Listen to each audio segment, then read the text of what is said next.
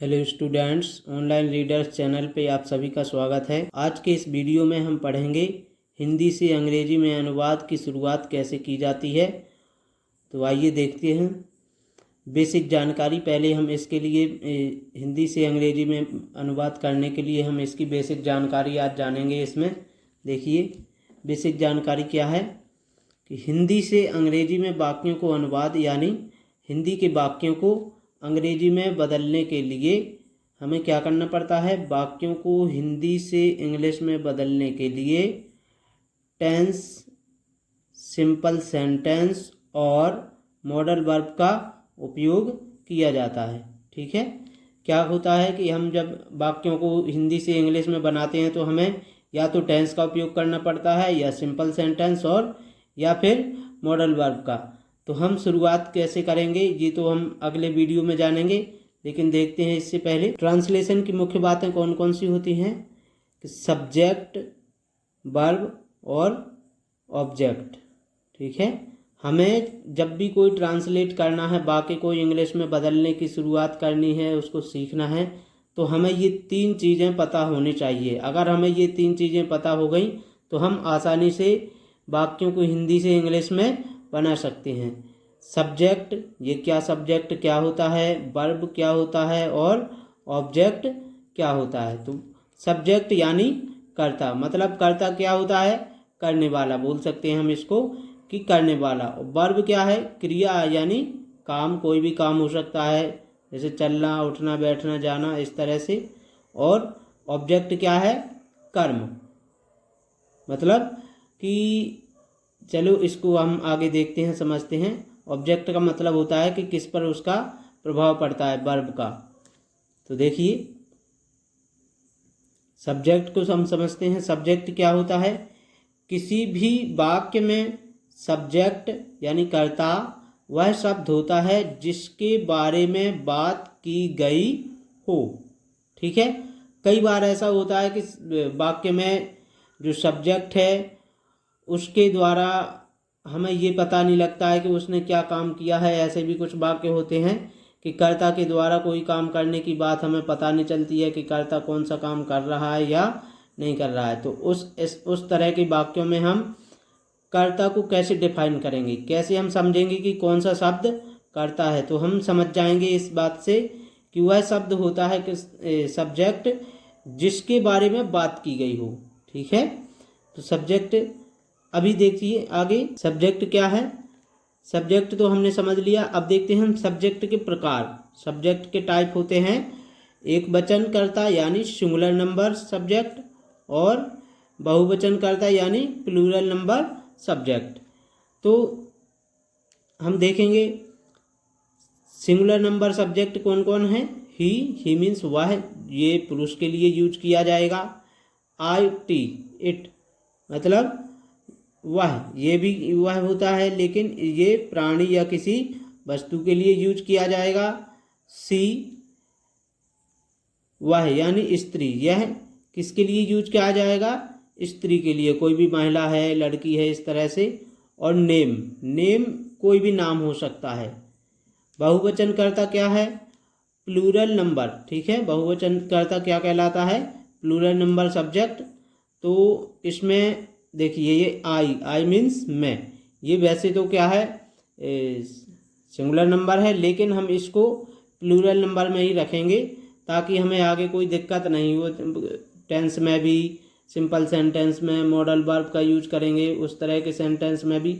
तो कभी भी मतलब ये तो है तो सिंगुलर नंबर, लेकिन हम इसको इस कैटेगरी में रखते हैं ताकि हमें ज़्यादा कन्फ्यूजन ना हो। नहीं तो ऐसे होते हैं वो फर्स्ट पर्सन, सेकंड पर्सन और थर्ड पर्सन, लेकिन हम उस चीज़ को ना लेकर के हम इस तरह से लेकर चलेंगे कि हमें आई को क्या समझना है। जितने भी हम ट्रांसलेशन वाली लेसन पढ़ेंगे उसमें हमें ये देख के चलना है कि आई क्या है, बहुवचन यानी कि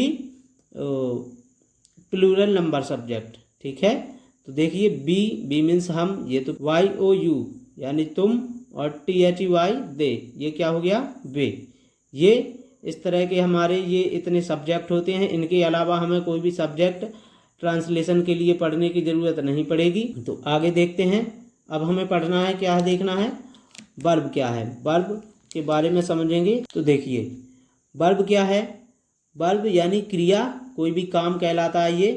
तो किसी भी वाक्य में वर्ब यानी क्रिया वह शब्द होता है जो किसी काम के बारे में बताता है। हमें क्या करता है? कोई भी वह शब्द काम क्रिया कहलाता है जो हमें किसी न किसी काम के बारे में बताएगा। जैसे पकाना, बनाना, दौड़ना, लिखना, इस तरह के जो भी सभी प्रकार के काम होते हैं हमारे, नाचना, धोना, इस तरह से ये सारे क्या होते हैं?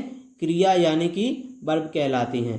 और ऑब्जेक्ट, इसको ध्यान से समझना है। ऑब्जेक्ट क्या होता है? ऑब्जेक्ट का अर्थ ये है कि वाक्य में ऑब्जेक्ट यानी कर्म वह शब्द होता है जिस पर काम का असर यानी कि जो हमारा वर्ब है, क्रिया है, उसका प्रभाव या असर कह सकते हैं। तो क्या प्रभाव, किस पर उसका, किसका यानी कर्म का, क्रिया का, वर्ब का किस पर क्या प्रभाव पड़ता है? वर्ब का किस चीज़ पर या किस प्राणी पर, किस वस्तु पर वर्ब का प्रभाव पड़ रहा है, वो हमारा क्या होता है? ऑब्जेक्ट। ठीक है।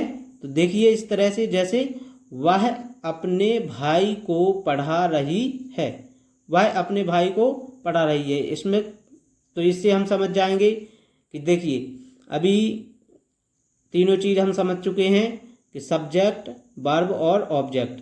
तो इससे हम देख लेते हैं वह किसके बारे में बात हो रही है? वह मतलब जो पढ़ा रहा है अभी। तो ये क्या हो गया हमारा? ये हो गया सब्जेक्ट।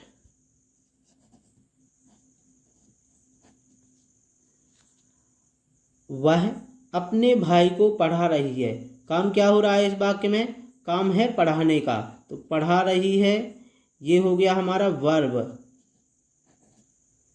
अब देखिए इसमें काम करने वाला कौन है? वह, यानी किसकी बात हो रही है? वह जो पढ़ा रहा है।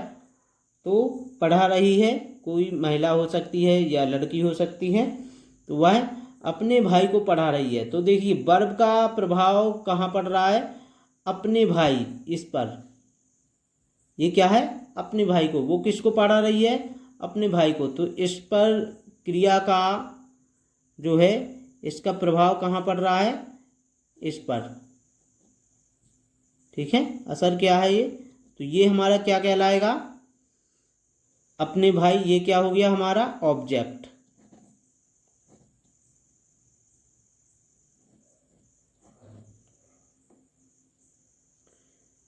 तो इस तरह से हमें हमेशा ध्यान रखना है कि हमारा सब्जेक्ट क्या होता है?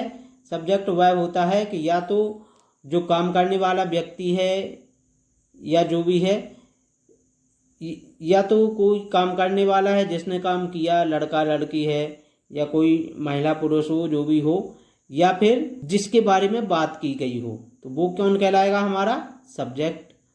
और जो भी वाक्य में काम हो रहा है वो क्या कहलाता है? वर्ब यानी क्रिया कहलाता है।